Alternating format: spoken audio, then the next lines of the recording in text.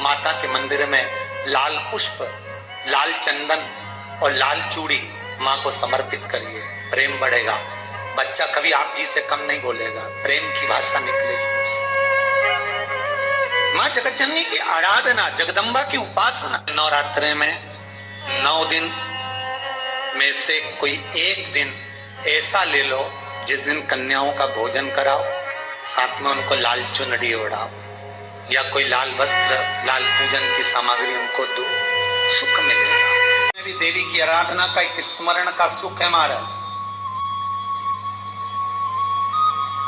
ज्योत का विधान है, नवरात्रे में देवी की ज्योत लगती है, अखंड ज्योति लगती है, जवारे बुआए जाते हैं, कलश लगता है। ज्योत का भी विधान है, जिसके यहाँ दिया अखंड जलाया जाता है, अगर वो दिए की लो, दिए की बाती अगर दक्षिण दिशा की होती है तो उसके घर में साल भर में एक घात जरूर होती है।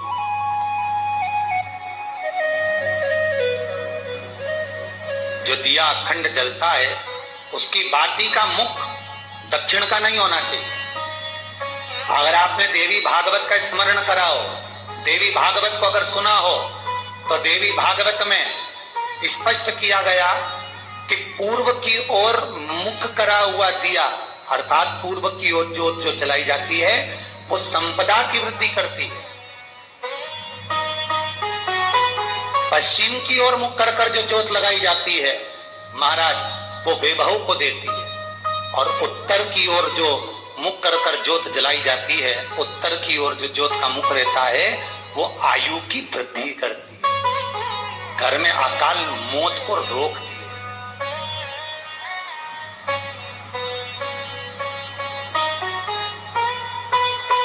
नवरात्रे का जो भाव तत्व है उसको भी अच्छे से समझ लेना।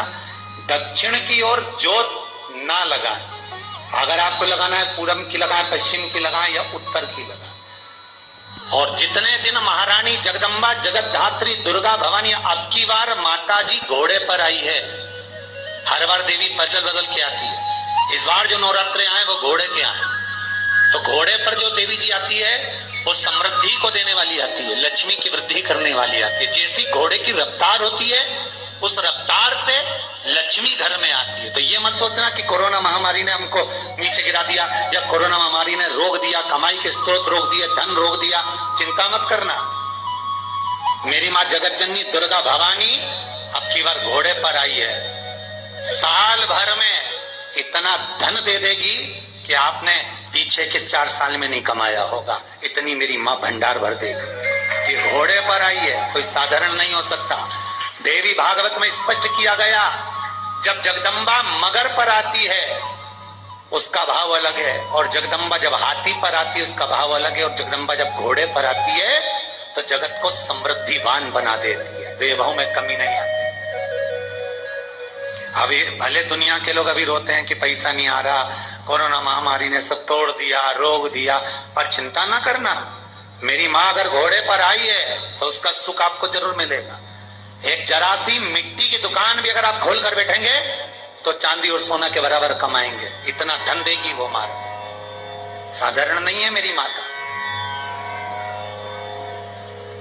तात्विक सुख का आनंद देने वाली, लाभ तत्व प्रदान करने। और नवरात्रि में भी अगर आपकी कोई कामना है, आपकी अगर इच्छा है, आपका मन है, तो जगत जननी की आराधना करो।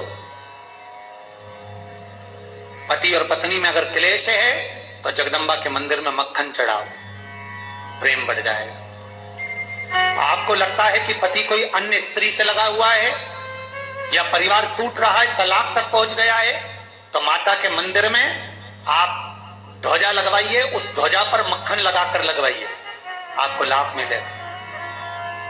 महाराज, यदि आपको लगता है कि बच्चे बहुत ज्यादा अपशब्द बोल रहे हैं, मुंह चला रहे हैं और प्रेम नहीं रख रहे, तो माता के मंदिर में लाल पुष्प, लाल चंदन और लाल चूड़ी माँ को समर्पित करिए, प्रेम बढ़ेगा। बच्चा कभी आप जी से कम नहीं बोलेगा, प्रेम की भाषा निकलेगी उससे। माँ जगत जननी की आराधना, जगदम्बा की उपासना। नवरात्रे में 9 दिन में से कोई एक दिन ऐसा ले लो जिस दिन कन्याओं का भोजन कराओ, साथ में उनको लाल चुनरी ओढ़ाओ या कोई लाल वस्त्र, लाल पूजन की सामग्री उनको दो, सुख मिलेगा, आनंद आएगा। सती कथा में कही थी कि नवरात्रे एकम से प्रारंभ नहीं होते, अरे अमावस्या की रात्रि से प्रारंभ हो जाते, इसलिए उसको कहते हैं नवरात्रे। क्योंकि नवमी के दिन माता जी का विसर्जन हो जाता है, जवारों का विसर्जन हो जाता है, व्रत करने वाले कन्या पूजन भोजन भंडारा कराकर विराम दे देते। तो नवमी की रात्रि उसमें नहीं जुड़ा पाती, उसमें रात्रि अगर जुड़ती है तो ये अमावस्या की रात्रि से जुड़ना प्रारंभ होता है, तब जाकर वो नवरात्रि पूर्ण हो पाती है। पितृलोक में पितृ जैसे निवास होकर भी इंतजार करते हैं। 4 नवरात्र हैं तो 4 ही श्राद्ध हैं।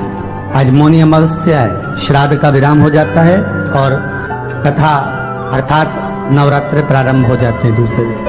तो यहाँ शास्त्र कह रहा है जैसे हमें प्रतीक्षा रहती है कोई अच्छे कार्य की, कि घर में कोई शुभ कार्य हो, घर में कोई अच्छा आयोजन हो तो अपने को आनंद होगा, प्रसन्नता होगी।